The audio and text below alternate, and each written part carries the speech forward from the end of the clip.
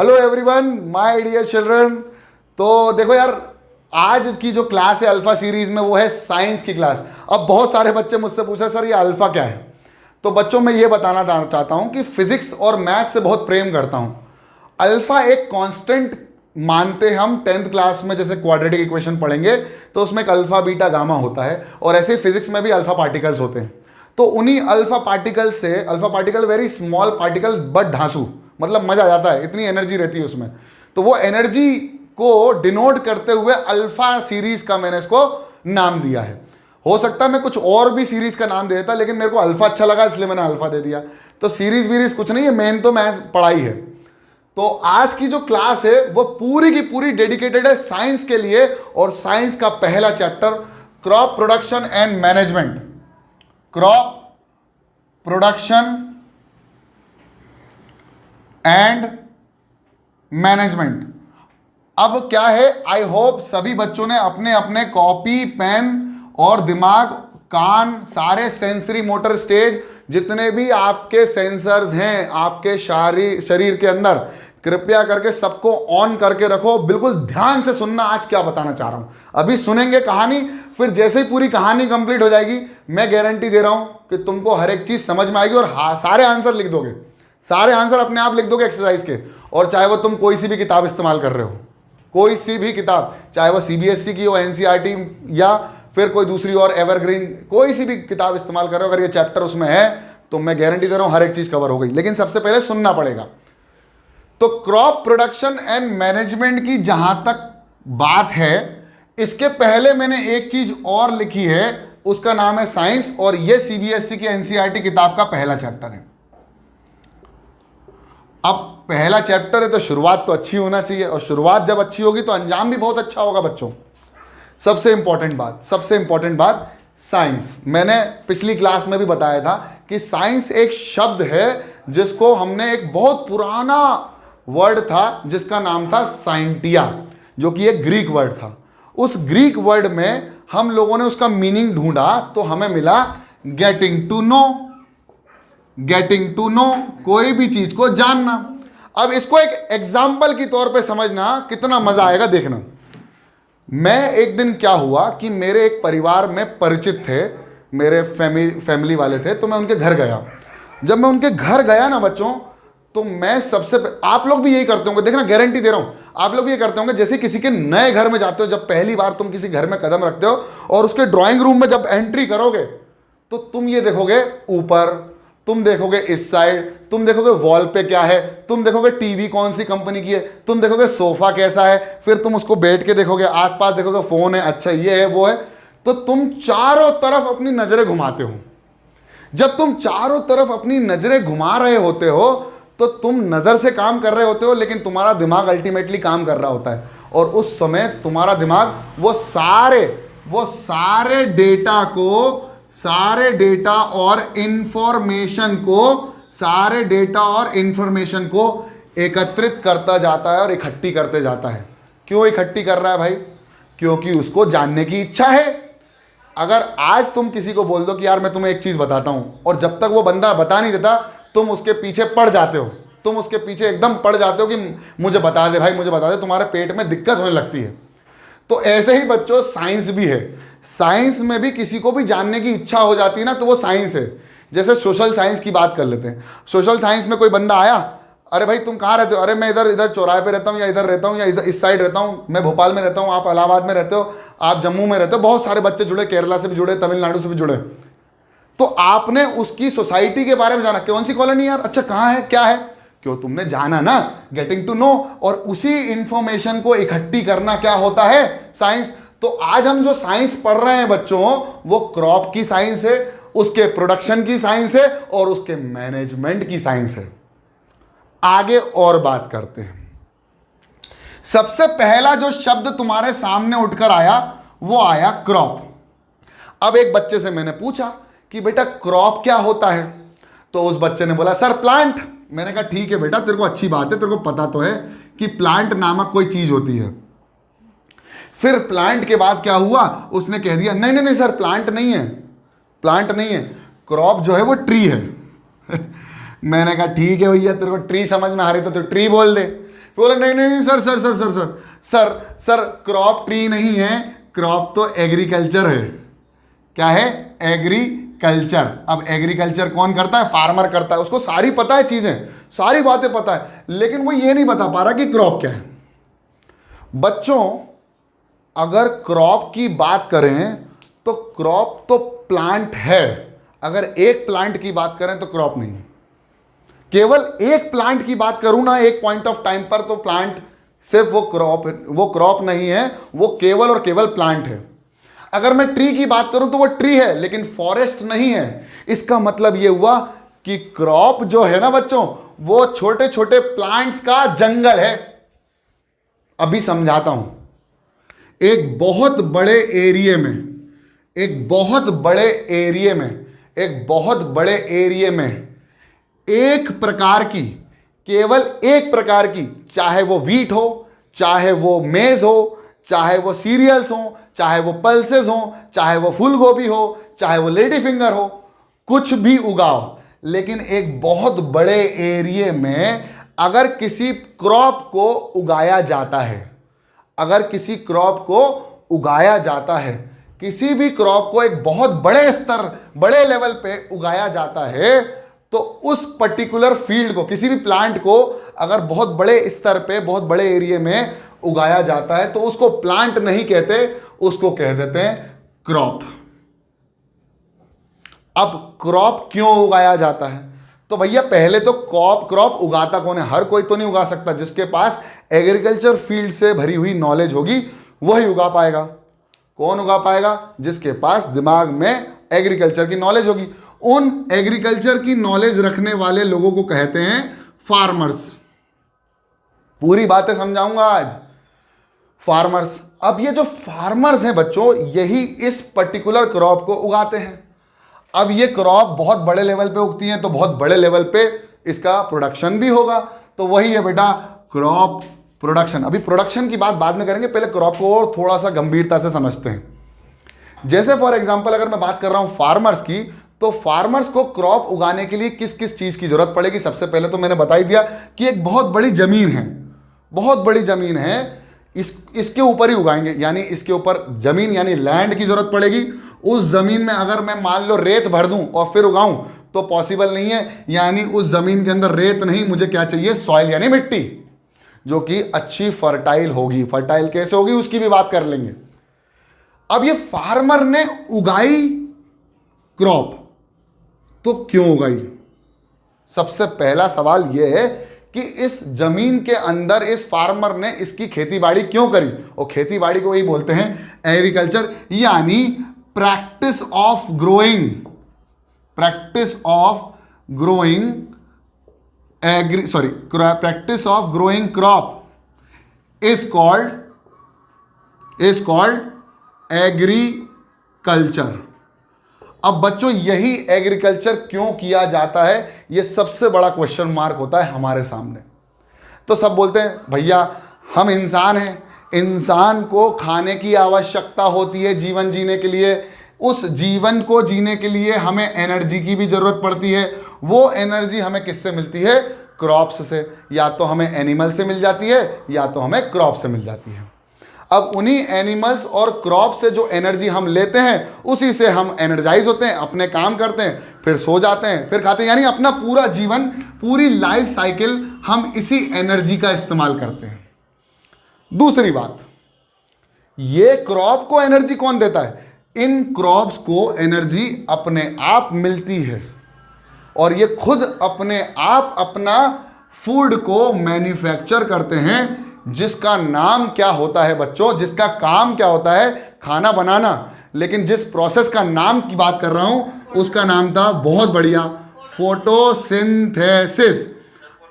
बहुत बढ़िया, आपको पता है, सबको पता है, लेकिन कनेक्ट नहीं कर पा रहे हो। कनेक्ट करना जरूरी है, क्योंकि क्रॉप की जरूरत क्यों है ये पता चल जाएगा तो क्रॉप का प्रोडक्शन कैसे होगा ये भी पता चल जाएगा। अभी पूरी बातें समझाएंगे। अब ये फोटोसिंथेसिस जो होता है ना बच्चों, इसमें ही पूरा खेल होता है। सबसे पहले तो आपको पता ही है कि फोटो का मतलब होता है लाइट और सिंथेसिस का मतलब होता है प्रोसेस। जैसे हम बात करते हैं प्रोसेस्ड, कोई भी प्रोसेस, और प्रोसेस क्या होता है? एग्रीकल्चर। यानी एग्रीकल्चर एक प्रोसेस है जो कि फार्मर कर रहा है, और फोटोसिंथेसिस एक ऐसा प्रोसेस है जो कि क्रॉप कर रहा है, और उससे क्या मिल रहा है हमें? फूड और एनर्जी। उस क्रॉप को एनर्जी मिल रही है तो वो बढ़ रहा है, वो डेवलप कर रहा है, हम उसको खा रहे हैं तो हम डेवलप कर रहे हैं, यानी एनर्जी ट्रांसफर हो रही है। अब बात इतनी सी है कि इस फोटोसिंथेसिस में सबसे मेन खिलाड़ी कौन होते हैं? काम करने वाले। तो बच्चों, हमारे एटमॉस्फेयर में एक नामक चीज होती है जिसका नाम है CO2, carbon dioxide. Carbon dioxide बोल दो या डाइऑक्साइड बोल दो, उससे फर्क नहीं पड़ रहा, कार्बन डाइऑक्साइड की बात करते हैं। प्लस हमारे एटमॉस्फेयर के आसपास एक और चीज होती है जिसका नाम क्या होता है बेटा? पानी। यानी अल्टीमेटली हर एक क्रॉप पानी की आवश्यकता तो होती है। किसी भी क्रॉप या प्लांट को अपने आप की फूड को बनाने के लिए किसकी आवश्यकता होती है? पानी की। एक तो कार्बन डाइऑक्साइड की, एक पानी की, और फोटो है तो बीच में बेटा सनलाइट वगैरह काम कर जाएंगी। और सनलाइट के साथ साथ क्या बात करता हूं मैं? सनलाइट के साथ साथ और किसकी बात कर लेता हूं बेटा? एक और पिगमेंट होता है जिसका नाम है क्लोरोफिल, और उससे जो बनता है ना बच्चों, मजा आ जाता है। उसका नाम क्या है? उसका नाम है ग्लूकोज। उसका नाम है ग्लूकोज, जिसका नाम है C6H12O6। इसका फॉर्मूला जरूरत नहीं है याद करने की, बस दिमाग में रखना। प्लस और हमें मिलती है उससे फ्रेश ऑक्सीजन, जो कि हमारे एटमॉस्फेयर के टेम्परेचर को बैलेंस करती है। जैसे कार्बन डाइऑक्साइड टेम्परेचर को बढ़ाता है, वैसे ही ऑक्सीजन उस टेम्परेचर को कम कर देती है। और इसीलिए प्लांट्स, सुन लो बात बता रहा हूं कर्री वाली, plants are very important for our ecological balance. Ecological balance का मतलब कि एक तो टेम्परेचर को भी बैलेंस कर लेते हैं, कार्बन डाइऑक्साइड को यूज कर लेते हैं, ऑक्सीजन को छोड़ देते हैं। आप देखना, जिस एरिया में पेड़ पौधे ज़्यादा होते हैं वहाँ का जो एटमॉस्फेयर होता है, जो वेदर कंडीशंस होती हैं, वो थोड़ी ठंडी लगती हैं। जहाँ गाड़ी घोड़े ज़्यादा होते हैं, व्हीकल्स ज़्यादा होती हैं, वहाँ का माहौल थोड़ा सा गर्म होता है। अब एक छोटे से बच्चे ने, 6th क्लास के बच्चे ने मुझसे पूछ लिया, जिसको नहीं समझ में आया वो बता रहा हूँ। एक छोटे से बच्चे ने, 6th क्लास के बच्चे ने मुझसे पूछ लिया, और आपको बताऊं वो 6th क्लास का बच्चा मुझे YouTube पे मिला। उसके बड़े भाई ने YouTube चैनल देख रहा था, तो उस बच्चे ने पता क्या करा? उस बच्चे ने कहा, और वो मेरे भोपाल के पास में ही एक जगह है विदिशा, आप सर्च करना विदिशा। तो उसके पापा का ट्रांसफ़र भोपाल हुआ अभी कुछ दिन पहले। तो क्या हुआ कि वो बच्चे ने मेरे चैनल को देख रहा था, अभी 4 महीने हो गए थे। तो उसने जैसे वो वीडियो देखा 8 का, तो उसको वो बहुत प्रभावित हुआ। पता नहीं क्या प्रभावित हुआ, मेरी आवाज़ से, मेरी स्टाइल से, पता नहीं। उसकी पेंटिंग बहुत अच्छी है। तो आज वो अपने पापा के साथ मेरे फेसबुक अकाउंट से उसने नंबर निकाला और उसने मुझे फ़ोन करा, भैया को फ़ोन किया छोटे वाले, और उस बंदे ने मेरे लिए जो स्केच बनाया था, उस स्केच को वो मेरे को ट्रांसफ़र करने आज अभी आया था। तो उस बच्चे का प्यार देख के मुझे बहुत अच्छा लगा। उसने बोला, सर आप 6 की वीडियो क्यों नहीं बनाते हो? बहुत टैलेंटेड बंदा है, और उस बच्चे ने मेरा स्केच बनाया। तो उसकी बात में, जब उससे मैंने बात करी कि फोटोसिंथेसिस क्या होता है, तो उसने आज मुझसे बात करी, तो मैंने उससे भी बात करी। तो उसने बोला, सर फोटोसिंथेसिस मुझे समझ में नहीं आता। तो मैंने कहा, ठीक है, तुम्हारी मम्मी तो खाना बनाती होंगी घर पे? बोले हाँ बनाती है। मैंने खाना बनाने के लिए क्या क्या ज़रूरत पड़ती है? बोला कंटेनर की ज़रूरत पड़ती है, हीट की ज़रूरत पड़ती है। हीट कौन देता है प्लांट्स को? सनलाइट। और किसकी ज़रूरत पड़ती है? भैया बिना पानी के ना तो सब्जी बनेगी ना रोटी, पानी। अब भैया मिर्च मसाले नहीं डालोगे तो सब्जी ना स्वाद लगेगी, और स्वाद आया तो क्या बना? ग्लूकोज। और इसी ग्लूकोज को बोलते हैं बेटा इंस्टेंट एनर्जी। मैंने उसको 2 मिनट में समझा दिया कि क्या होता है। हालांकि आप 8th क्लास में आ गए तो ये एग्जाम्पल नहीं दूंगा, लेकिन अगर किसी को नहीं आ रहा है तो वो ये समझ लो कि घर में जो खाना प्रोसेस कर रहे हो, घर में जो मम्मी खाना बना रही हैं, वो ऐसे ही बना रही है कि पानी की जरूरत पड़ रही है, एक कार्बन डाइऑक्साइड है जो कंटेनर का काम कर रहा है, एक सनलाइट जो कि हीट का काम कर रहा है, क्लोरोफिल मसाले जो बन गई वो सब्जी यानी ग्लूकोज, और उसके साथ उसकी तरी निकली, दैट इज ग्रेवी। और जो ग्रेवी हमें निकली है वो ग्रेवी हमें ज़्यादा अच्छी लगती है, और ग्रेवी का मतलब ऑक्सीजन। तो ऐसे भी आप एक्सप्लेन कर सकते हो अपने आप को। अब सुनो, मैं बहुत कर्री बात बताने वाला हूं। क्रॉप का प्रोडक्शन, अब क्रॉप समझ में आ गई क्यों जरूरत है क्रॉप की? क्योंकि हम लोगों को एनर्जी की जरूरत पड़ती है, और उसी एनर्जी से मेरे प्यारे बच्चों, उसी एनर्जी से ही हम अपने जीवन को, लाइफ को आगे बढ़ा सकते हैं। और एनर्जी नहीं होगी तो भैया हमारा खेल ख़त्म है, हमारी लाइफ ख़त्म है। यानी खाने के बिना 7 दिन, पानी के बिना अगर मैं कहूँ खाने के बिना 10 दिन, पानी के बिना 2 दिन और ऑक्सीजन के बिना 2 मिनट, तो बुरी बात नहीं होगी। अगर इसके बिना अगर हम जी पाएँ तो अच्छी बात है, नहीं तो हमें ज़रूरत तो है ही। अब दूसरी बात यह है कि जब ज़रूरत पड़ी तभी तो इसका आविष्कार हुआ, और एग्रीकल्चर का आविष्कार तभी हुआ जब हमें खाने की ज़रूरत पड़ी। एग्रीकल्चर के प्रोसेस के अंदर ये पूरे प्रोसेस हमें समझने हैं। पहले इतना नोट डाउन कर लो और फिर आगे बढ़ते हैं। ओके, तो आई होप आप लोगों ने लिख लिया होगा ये सब। अब आगे बात करते हैं और थोड़ी सी और आगे बात करते हैं। अब देखो कैसे। बच्चों म्यूट कर लो अपने आप को। सबसे पहली चीज हमने बात कर ली क्रॉप की। क्रॉप की जरूरत क्यों पड़ी? क्योंकि हमें एनर्जी की जरूरत पड़ती है। यार हमें क्यों पड़ती है? पुनीत सर में तो वैसे ही बहुत एनर्जी है भैया। क्रॉप अपना खाना खुद बना लेते, पुनीत सर थोड़ी बना लेते पेट के अंदर। यानी हमें कहीं ना कहीं बाहर से पेट के अंदर खाना तो डालना पड़ेगा। समझ में आ रही है? अब सुनो, ये जो एनर्जी है वो क्रॉप से मिली। अब क्रॉप का हम बात करने वाले हैं प्रोडक्शन की।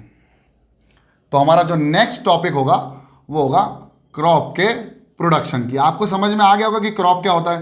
Crop is nothing but similar type of a plant which is grown in a very large field. उस पर्टिकुलर को बोलते हैं क्रॉप, और उसकी प्रैक्टिस ऑफ ग्रोइंग क्रॉप को क्या बोला जाता है? एग्रीकल्चर। अच्छा, क्रॉप प्रोडक्शन। प्रोडक्शन का मतलब होता है किसी भी चीज को पैदा करना, प्रोड्यूस करना। To produce. बेटा जो भी है अपना माइक म्यूट कर ले जरा फटाफट। टू प्रोड्यूस,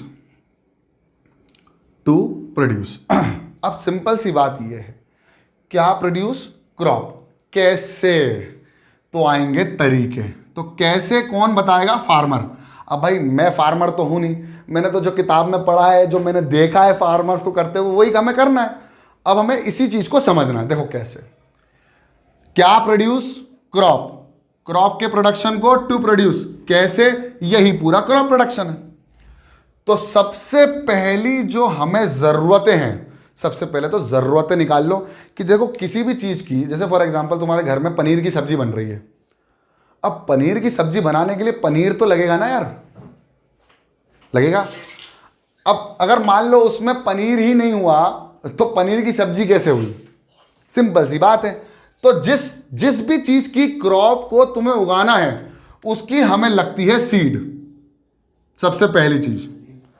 और उस सीड को कहां उगाना है उसके लिए हमें लगती है जमीन। और जमीन की यानी लैंड, और लैंड की चॉइस करना बहुत इंपॉर्टेंट है। अब जमीन तो बेटा डेजर्ट भी है, वहां तो कैक्टस ही उगते हैं।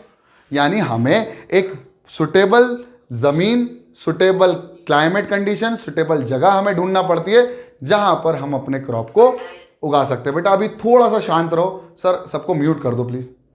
हाँ अब सुनो, लैंड की चॉइस बहुत इंपॉर्टेंट है। और चॉइस इंपॉर्टेंट के साथ साथ सबसे इंपॉर्टेंट बात यह है मेरे प्यारे बच्चों कि वो जमीन आड़ी टेढ़ी जमीन नहीं होना चाहिए। डेजर्ट में भी उगाएगा क्या? नहीं उगा पाएगा। इसलिए हमें चॉइस बहुत इंपॉर्टेंट है। लैंड के बाद सीड ले ली। अब सीड में भी एक बहुत बड़ी दिक्कत है, मैं बताता हूं कैसे। सीड जो है बच्चों, वो सीड एक अच्छी क्वालिटी की मिलती है और एक खराब क्वालिटी की मिलती है। सिंपल सी बात है। हमारे यहाँ एक मॉल है, वहाँ पर बड़े बड़े ब्रांड के कपड़े हैं। वहाँ जाओ, वहाँ पहन के ले आओ, कोई दिक्कत नहीं है, अच्छी बात है। पहन लिया आपने, महंगी जीन्स ले ली, तो वो लोग बोलते हैं अच्छी क्वालिटी, अच्छी कंपनी की जीन्स लोगे तो अच्छी लगेगी और थोड़ी महंगी भी आएगी। ऐसे ही जब, और मैं अच्छा भी दिखूंगा, ऑब्वियसली अच्छा दिखूंगा, अच्छे कपड़े पहनूंगा। तो ऐसे ही अगर अच्छी क्रॉप उगानी है, पहला मोटिव तो हमारा यही होना चाहिए, अच्छी क्रॉप उगानी। अच्छी क्रॉप उगाने के लिए गुड चॉइस ऑफ सीड भी बहुत जरूरी है। गुड चॉइस ऑफ लैंड ले ली लेकिन सीड अच्छी क्वालिटी की नहीं डाली तो अल्टीमेटली जो प्रोडक्ट उगेगा लो क्वालिटी का उगेगा। इसका मतलब सीड की बहुत जरूरत है। और सीड जो है उसको बोलते हैं, फार्मर्स की भाषा में बोलते हैं, ज्यादा मुनाफा देने वाली सीड, हाई यील्डिंग सीड। तो यील्ड का मतलब होता है पैसा, यानी मुनाफा, प्रॉफिट। तो भाई हाई यील्डिंग सीड का इस्तेमाल करते हैं, which is a very good quality of seed, very good quality of seed. अगर अच्छी क्वालिटी की सीड देखोगे तो ही हमें अच्छा प्रोडक्ट मिलेगा। सिंपल सी बात है, टमाटर सॉस बनाने वाली कंपनी थी, तो भाई फार्मर को बोल दिया अच्छा टमाटर उगाओ, क्योंकि मुझे टॉप एंड टाउन पे बेचना है उसको, है ना। तो अच्छा टमाटर उगाओ। तो फार्मर ने क्या करा, सीड खराब ले ली, तो टमाटर का जो आउटपुट आएगा, जो आउटपुट मिलेगा मुझे, टमाटर जो मिलेगा प्रोडक्शन करने के बाद, वो कैसा मिलेगा, अच्छा नहीं मिलेगा। तो टमाटर वाली कंपनी बोलती है हम तो ये टमाटर नहीं खरीदते, क्योंकि हम अच्छी क्वालिटी में विश्वास रखते हैं, क्वांटिटी में विश्वास नहीं रखते, हम अच्छी क्वालिटी में विश्वास रखते हैं। तो therefore we need to find कि भाई सही क्वालिटी की सीड, अच्छी क्वालिटी की सीड कहाँ मिलती है। दूसरी, ज़मीन अच्छी होना चाहिए।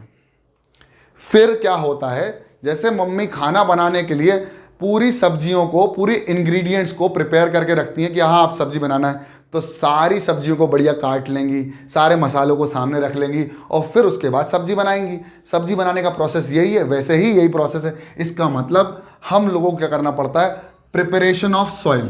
क्या करना पड़ता है, प्रिपरेशन ऑफ सॉइल, यानी ज़मीन को पहले तो प्रिपेयर करना पड़ेगा कि भैया हम एग्रीकल्चर करने वाले हैं।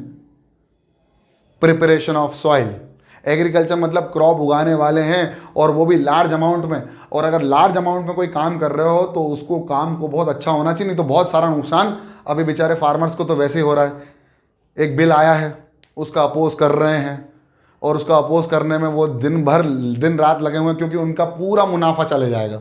ये बातें अभी तो नॉर्मल चल रही हैं, लेकिन अपन जो बात कर रहे हैं वो फार्मर्स की बात कर रहे हैं। तीसरे के बाद चौथा होता है, देखो सबसे पहली चीज़ तो प्रिपरेशन तो हो गई सीड की, पूरी मिट्टी ज़मीन वमीन की प्रिपरेशन हो गई। एक बात तो सीड डाल दी, सीड के बाद हमें किसकी ज़रूरत पड़ती है बेटा, वाटर की ज़रूरत नहीं पड़ेगी। और वाटर की ज़रूरत करना मतलब हमें पानी देना, और रेगुलर इंटरवल्स पे पानी देना ही क्या बोलते हैं, irrigation. Irrigation is the process in which we give water to the plant और water to the crop at regular interval. अब मैं इसको समझाता हूं, इसने एट रेगुलर इंटरवल ऐसा क्यों बोला, एट रेगुलर इंटरवल क्यों बोला, वो समझा रहा हूं। बाकी मुझे पता हो सकता है एक दो लोगों को पता हो। मेरी मम्मी कहती थी कि किसी भी चीज की अति बहुत ज्यादा और किसी भी चीज की कमी खराब होती है। तो सबसे इंपॉर्टेंट बात यह है कि अगर मैं पानी प्लांट को ज़्यादा दे दूंगा तो प्लांट की दिक्कत आ जाएगी, और अगर पानी कम दूंगा तो भी प्लांट अच्छे से उगेगा नहीं। यानी रेगुलर इंटरवल में अगर पानी मिलता रहा, आप सोचो कि तुम्हें खाने की जगह सिर्फ पानी पिलाया जा रहा है, तो तुम्हें बुरा नहीं लगेगा? और तुम्हें पूरा खाना खिला दिया और पानी नहीं पिलाया तो भी बुरा लगेगा। भाई पानी जब हमें खाते हैं तो हमें पानी की भी ज़रूरत पड़ती है, और अगर हम मान लो नहीं खा रहे हैं और सिर्फ पानी दे रहे हैं तो खाने की भी ज़रूरत पड़ेगी। यानी प्लांट बोलेगा बेचारे भैया मुझे पानी दे दिया तुम लोगों ने, बाकी चीज़ें तो दी नहीं। और बाकी चीज़ें क्या हैं? बाकी चीज़ें हैं एडिंग मैन्योर एंड फर्टिलाइजर्स। अब इसका डिफरेंस का भी एक क्वेश्चन आता था, बच्चे बोलते थे मुझसे, जो मेरे क्लास में बच्चे हैं 8th क्लास के, जो 2 बैचेस चल रही हैं उसमें बोलते बच्चे कि सर ये मैन्योर और फर्टिलाइजर्स मुझे आज तक समझ में नहीं आया। मैंने कहा ठीक है कोई दिक्कत नहीं, बहुत इजी है। ये मैन्योर और फर्टिलाइजर पहले करते क्या है, जैसे तुम खाना खाते हो और पानी पीते हो, पानी की भी ज़रूरत है और खाने की भी ज़रूरत है।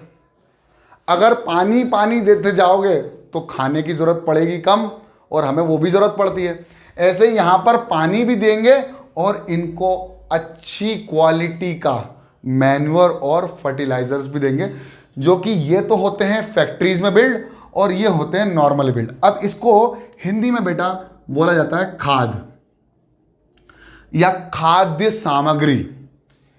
हमें टेंशन मत लो, खाद का मतलब जो होता है वो एक्चुअली में मैन्योर और फर्टिलाइजर्स होते हैं। ये क्या करते हैं, they gives additional nutrients they give additional nutrients to the plants जिसमें कभी कभी थोड़ी बहुत भी अगर लैंड कमी कर दे। जैसे अब भाई पोटैटो उगाना है तो ज़मीन के पास बहुत सारे न्यूट्रिएंट्स होते हैं, बहुत सारे न्यूट्रिशंस होते हैं, तभी तो प्लांट उगता है उसमें। लेकिन मान लो जो पोटैटो को उगाने के लिए जो न्यूट्रिएंट्स चाहिए वो ज़मीन के अंदर कम है, कम पड़ गए, तो कौन देगा? तो देंगे मैन्योर्स एंड फर्टिलाइजर्स। ये बहुत इंपॉर्टेंट है। अब सब कुछ कर दिया, रेगुलर इंटरवल में पानी दे दिया, सीड उगा दी पहले तो, फिर लैंड, फिर प्रिपरेशन कर दी, फिर सीड डाल दी, फिर वाटर भी दे दिया, मैन्योर और फर्टिलाइजर भी दे दिया, भैया खाना पानी दोनों दे दिया, अब तो उग जाओ। अब धीरे धीरे प्लांट उगने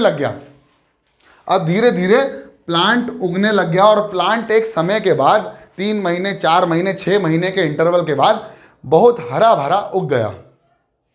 उगने के बाद उसको बेटा काटा जाता है, उसी को बोलते हैं हार्वेस्टिंग। क्या बोलते हैं? हार्वेस्टिंग।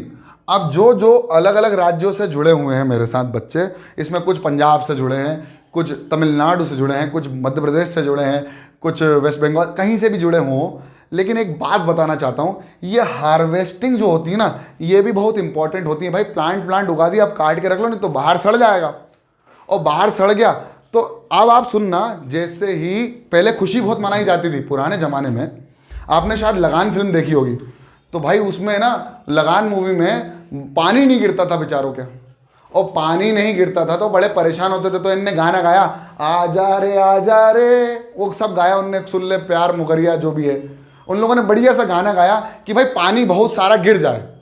बादल आते थे लेकिन पानी नहीं गिरता था, क्योंकि भाई पानी तो ज़रूरत है ना, water is very much necessary for the irrigation. अब जैसे ही प्लांट उग गए और प्लांट को बोने के बाद काट के रख लिया, अब बेचेंगे, इसकी खुशी बहुत होती थी फार्मर्स को, और फार्मर्स को आज भी खुशी होती है। इसलिए कुछ जगह पर हार्वेस्टिंग फेस्टिवल को सेलिब्रेट किया जाता है, हार्वेस्टिंग फेस्टिवल्स को सेलिब्रेट किया जाता है। इन्हीं हार्वेस्टिंग फेस्टिवल को सेलिब्रेट करने का केवल एकमात्र रीजन ये है कि उनको बहुत ज़्यादा खुशी होती है बच्चों, कि उनके क्या है, प्लांट अब उग गया है और हमारा सारा काम जो हमने किया था वो सफलतापूर्वक काम हो गया है। इसलिए पोंगल हुआ, हमारा मकर संक्रांति हुआ, ये सारे जो फेस्टिवल्स हैं इनको हम हार्वेस्टिंग फेस्टिवल्स भी कहते हैं। क्यों? क्योंकि उस समय फार्मर्स उस बात की खुशी मनाते हैं जब हम लोगों ने इसको काट के अपने साइड रख लिया है, ताकि अब फर्दर आगे उसको कमर्शियल पर्पस से यानी बेचने मार्केट में जाएं। अब एक बहुत बड़ा इंपॉर्टेंट आखिरी पॉइंट यह कहलाता है कि भाई तुमने काट के तो रख लिया, लेकिन इसको स्टोर करके तो रखो। अगर स्टोर ही नहीं करोगे तो ये बाहर फिर पड़े पड़े सड़ जाएंगे। इसलिए इसकी 7th पॉइंट जो मेरे को अच्छी लगती है वो है स्टोरेज, और उसी स्टोरेज को हम बोल देते हैं गोडाउन्स।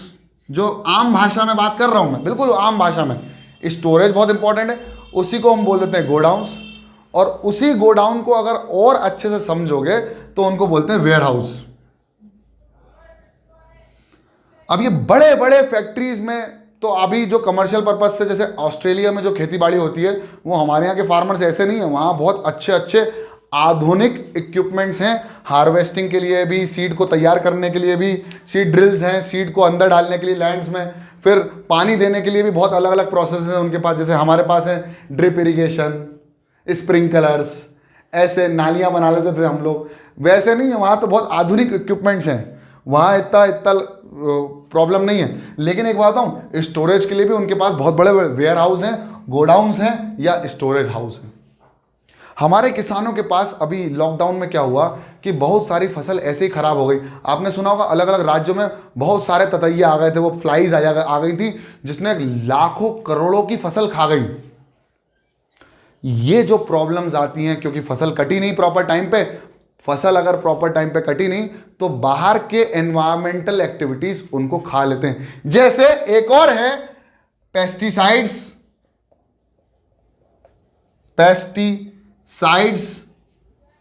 एंड वीडिसाइड्स या वीडिंग्स। पेस्ट मतलब कीड़े लगना और वीड मतलब अनवांटेड प्लांट्स। वीड का मतलब होता है unwanted plants which grows along with the crop। Very good बेटा, along with the crops।